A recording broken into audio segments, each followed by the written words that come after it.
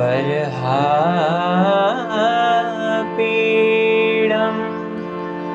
नटवरवपुः करणयोः करणिकारम्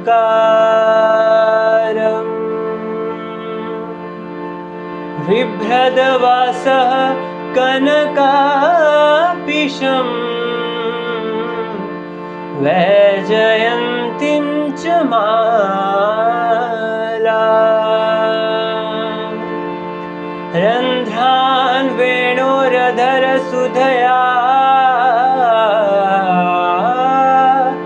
पूरयन् गोपवृन्दैः वृन्दारण्यं स्वपदरमणं प्राविशद् गीतकीर्तिः।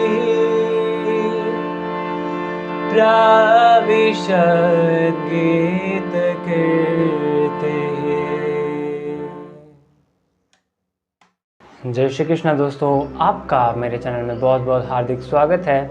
आज हम श्रीमद् भागवत के अष्टम स्कंद की एक बहुत ही सुप्रसिद्ध कथा है गजेंद्र की, गजराज की, तो उसकी पावन कथा का हम श्रवण करेंगे।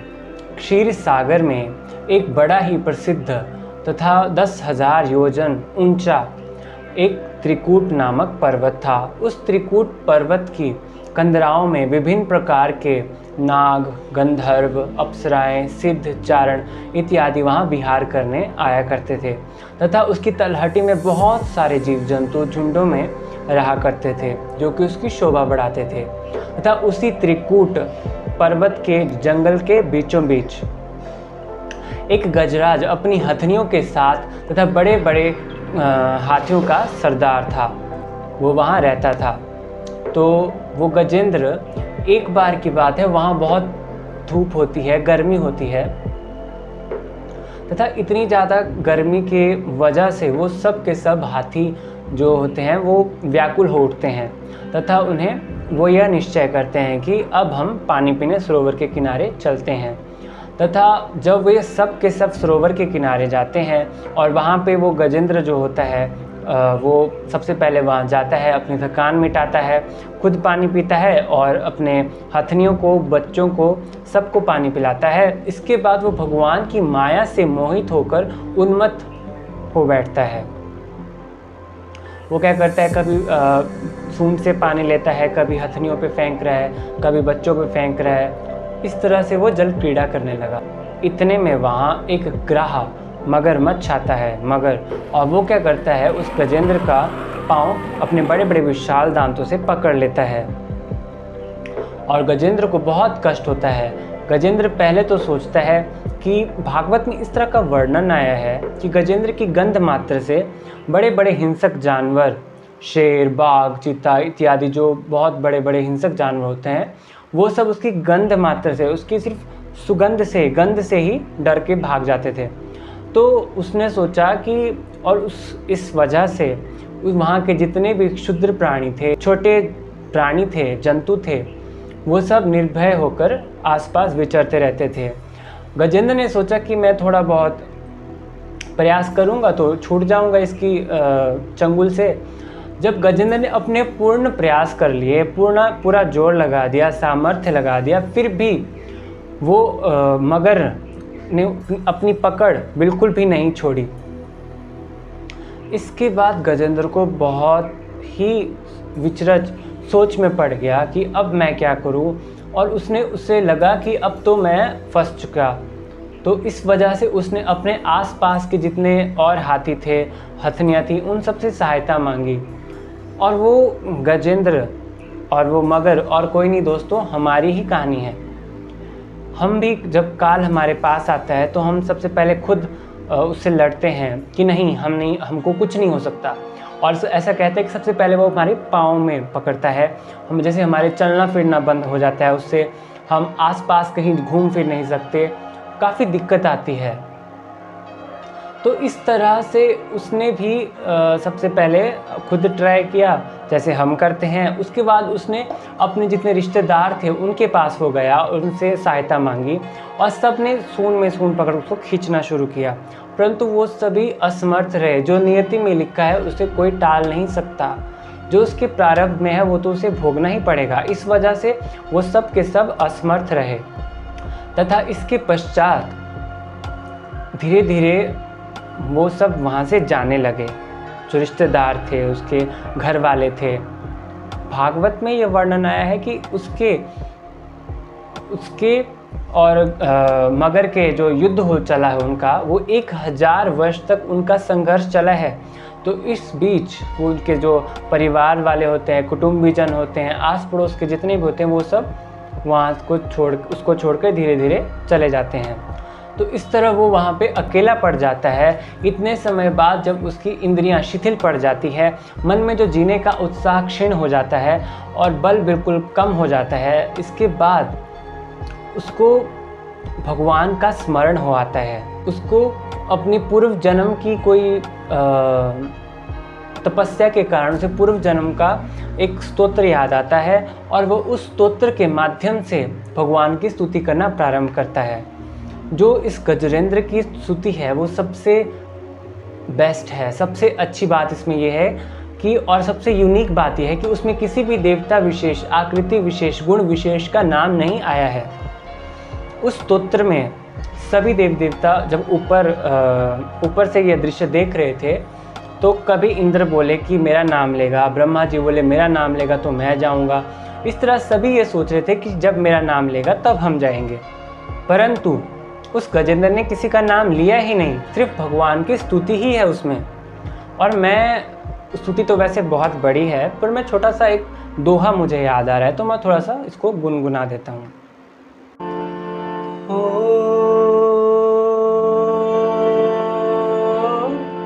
बिनु पग चले ही सुने बिनु काना, कर बिनु कर्म करे विधि नाना। राम श्री राम जय जय राम, राम श्री राम जय जय राम। बिनु पग चले ही सुने ही बिनु काना,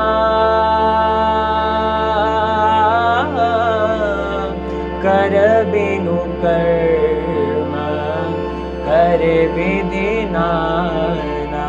राम श्री राम जय जय राम। बिनु पग चले ही, बिना पैर के चलता है, भगवान के बारे में बताया है, बिना पैर के चलते हैं। और सुने ही बिनु काना, बिना कानों के श्रवण करते हैं। और इसमें बताया गया है कि बिना कर बिनु कर्म करे ही विधि नाना, बिना हाथों के, करों के अनेक प्रकार के कामों को, कार्यों को करते हैं, पूर्ण करते हैं।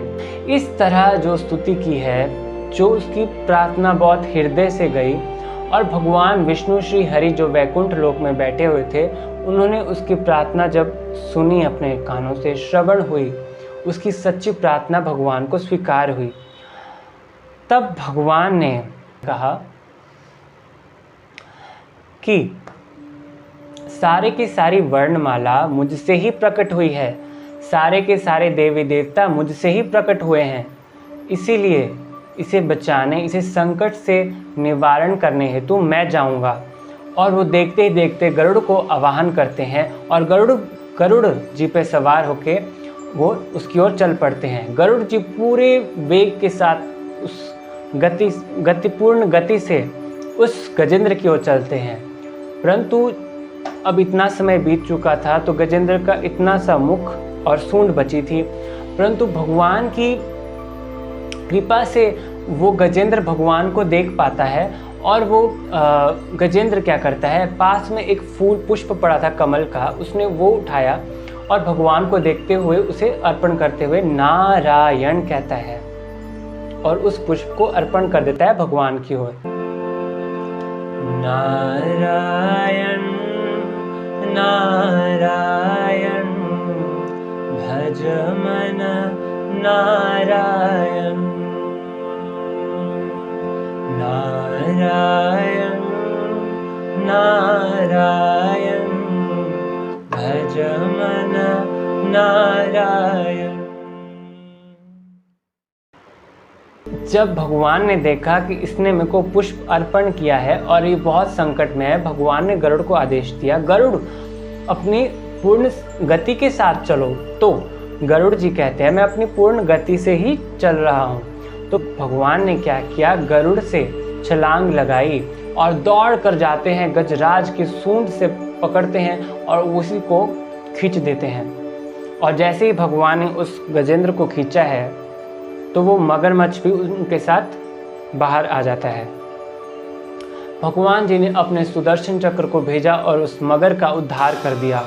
और जैसे ही उस मगर को उद्धार हुआ है, उसके मगर के अंदर से एक दिव्य आत्मा, एक दिव्य आकृति विशेष गंधर्व प्रकट होता है और भगवान की स्तुति करके प्रणाम करके कहता है, हे भगवान, आपने मुझे बचाया है, मुझे इस श्राप से मुक्त किया, इसलिए आपका बहुत बहुत धन्यवाद और आभार प्रकट करता है। और वहाँ से परिक्रमा लगाता है श्री हरिनारायण जी की और वहाँ से अपने लोक को चला जाता है।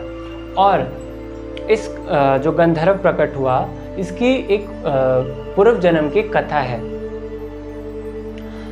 वो गंधर्व हुहू नाम का एक गंधर्व था, जो कि जैसे हमारे यहाँ पे कॉमेडी नाइट विद कपिल होता है, कपिल जी का काम होता है हंसाना, जिस तरह लाफिंग चैनल होते हैं, लाफ्टर चैनल में जितने भी वो आते हैं हंसाने के लिए, चटकुले सुनाते हैं, उस तरह उसका जो गंधर्व था हुहू नाम का, उसका भी यही काम था कि वो देवी देवताओं को एंटरटेन करेगा स्वर्ग में अपने हंसी मजाक से, जैसे स्टैंड अप कॉमेडियंस करते हैं। तो इस प्रकार उसने हुहू नाम का जो गंधर्व था, उसने सोचा यार ये ऋषि मुनि तो सारे के सारे बहुत ध्यान में रहते हैं, माला जपते रहते हैं, इन्हें भी मैं थोड़ा हास्य रस के साथ, हास्य रस से अवगत करा देता हूँ। यह सोचकर वो कहीं चला गया और वहाँ देवल ऋषि जी वहाँ पे स्नान कर रहे थे और सूर्य को अर्घ देकर सूर्य स्तुति कर रहे थे आंखें बंद करके नदी किनारे। अब उसकी नज़र पड़ी उस ऋषि पर, तो वो क्या करता है, जल्दी से पानी के नीचे जाता है और उनके पाँव को खींच देता है। जैसे उसने पाँव खींचा, वो तो खुद बाहर चल के बोलने लगा, मगरमच्छ आ गया, मगरमच्छ आ गया, मगरमच्छ ने पकड़ लिया। उतने में देवल ऋषि बहुत छटपटाते हैं और बहुत ही उनका ध्यान सारा भंग हो गया। जो स्तुति कर रहे थे वो सब भूल गए और जल्द से जल्दी वो किनारे पे आए और अपना सांस ली एक लंबी गहरी, और फिर उनको पता लगा कि ये तो इसने मजाक किया। तो देवल ऋषि जी बहुत क्रोधित हुए कि तुम्हें एक ऋषि के साथ ही मजाक करने का सूझा। इस वजह से देवल ऋषि ने यह उसे श्राप दिया कि तुम्हें मगरमच्छ बनने का ज़्यादा शौक चढ़ा है, तो तुम मगरमच्छ की योनि को प्राप्त हो जाओ। इस तरह से वो मगरमच्छ की योनि को मगर की योनि में चला गया था और अब उसका उद्धार हो गया। और वहीं जो गजराज को जब भगवान ने सूंड से खींचा था, उसी समय उसके सारे के सारे पाप, प्रारब्ध, संचित कर्म जितने भी बुरे बुरे थे, सब के सब का नाश हो गया है। और वो गजेंद्र भगवान के ही रूप वाला, 4 हाथों वाला तथा पीताम्बरधारी प्रकट हो जाता है। तथा उस जो गजेंद्र होता है उसकी भी एक कथा है पूर्व जन्म की, जिसके कारणवश उसे यह गजेंद्र बनना पड़ा, हाथी बनना पड़ा। गजेंद्र पूर्व जन्म में पांडव वंशी का द्रविड़ देश का राजा होता है और उस राजा का नाम इंद्रद्युम्न होता है। इंद्रद्युम्न बड़ा ही यशस्वी और अध्यात्म में लगा रहता था। वो भगवान विष्णु की उपासना में, आराधना में लीन रहता था। इस कारणवश उसने एक बार इतना ज़्यादा उसको भक्ति का खुमार चढ़ गया, उसने क्या किया, बिना कुछ बताए, बिना कुछ परिस्थिति को समझे, वो अपने राजपाट को छोड़कर वहाँ से चला गया। उसने अपने राज्य धर्म, प्रजा धर्म को छोड़कर सीधे ही जंगल की ओर चला गया और वहाँ पे तपस्वियों की वेशभूषा बनाकर बड़ी बड़ी जटा बड़ी बड़ी दाढ़ी रखकर वहाँ पे वो तपस्या करने लगा। जब वो इस प्रकार तपस्या करने लगा, उसी समय देव योगवश वहाँ पे श्री अगस्त्य ऋषि जी अपने शिष्य मंडली के साथ वहाँ आते हैं। जब अगस्त्य ऋषि जी वहाँ पधारते हैं तो वो देखते हैं ये राजा चुपचाप उपासना कर रहा है, ध्यान कर रहा है, तपस्वी का वेशभूषा धारण कर रखा है, बिना किसी गुरु से शिक्षा ग्रहण करके, बिना किसी गुरु से गुरु धारण करते हुए अपने आप ही परोपकार से हीन होकर, अपने राज्य धर्म का परित्याग करके, प्रजा धर्म से विमुख होकर, ब्राह्मणों की सेवा से विमुख होकर ये यहाँ तपस्या करने, तप करने बैठ गया है। और उन्हें बहुत क्रोधित आया, वे बहुत क्रुद्ध हो गए। इतने क्रुद्ध हो गए वो, उन्होंने उसे शाप दे डाला कि यह मोटे बुद्धि वाला हाथी के समान यहाँ पे परोपकार की भावना से विमुख होकर बिना गुरुजनों से शिक्षा प्राप्त कर तप करने बैठ गया है। इसीलिए इसे वही घोर अज्ञानमयी हाथी की योनि प्राप्त हो जाए। इतना कहकर अगस्त्य ऋषि जी अपने शिष्यों के साथ वहाँ से चले जाते हैं। जब इंद्रद्युम्न को यह पता लगता है कि मुझे श्राप दिया है, तब वो ज़्यादा प्रतिक्रिया नहीं करता और कहता है कि हे भगवान, जो हरि इच्छा और इसमें ये शायद मेरा ही प्रारब्ध था, इस प्रारब्ध रूप से मुझे यह प्रदान हुआ है। अब श्रोताओं, इसमें जो मेन जो श्रवण योग्य जो चीज़ है वो उसकी उपासना का फल देखो। जब आप धीरे धीरे ध्यान करते हैं, मंत्र जपते हैं, जो गुरु की साधना बताई होती है उसमें आगे बढ़ते हैं, तो धीरे धीरे आपकी चेतना ऊपर उठती है। तो उसके बाद क्या होता है कि आप पे परिस्थितियाँ भारी नहीं होती, आप परिस्थितियों पे भारी होते हैं। आपको सुख दुख का ज़्यादा फर्क नहीं पड़ता, आप समभाव में जीने लगते हैं। तो वैसे ही उस राजा को हुआ, उसने बिल्कुल भी प्रतिक्रिया नहीं करी। उसने कहा ये मेरा प्रारब्ध ही है और ये भगवान विष्णु की इच्छा ही होगी। इस तरह उसने उसे कहकर अपनी उपासना में लगा रहा। और इसके बाद जब वो गजेंद्र रूप में फिर से योनि को प्राप्त हुआ तो उसका उद्धार हो गया। इस तरह भगवान श्री हरि जी कहते हैं, हे गजेंद्र, तुमने जिस स्तुति के माध्यम से मेरा गुणगान किया है, उस स्तुति को कोई मनुष्य ब्रह्म मुहूर्त में उस स्तोत्र से मेरा स्तवन करेगा, उसे मैं मृत्यु के समय निर्मल बुद्धि का दान करूँगा, निर्मल बुद्धि प्रदान करूँगा। इतना कहकर भगवान श्री कृष्ण, श्री हरि, श्री विष्णु जी वहाँ पे सभी देवी देवताओं को प्रसन्न करते हुए अपने दिव्य शंख की ध्वनि करते हैं और गरुड़ जी पर विराजमान होकर, और जो नया पार्षद बने थे गजेंद्र जी, उन्हें साथ लेकर अपने धाम चले जाते हैं। यह कथा इतनी ही है, तथा इस कथा को श्रवण मात्र से ही हमारे भी ना जाने कितने कितने पाप चले गए। तो आपको यह कथा कैसी लगी ज़रूर बताइएगा, और मिलते हैं फिर किसी अन्य वीडियो में, अगले वीडियो में। तब तक के लिए जय श्री कृष्णा, जय श्री राधे, जय श्री राम। हे शेष शयना नारायण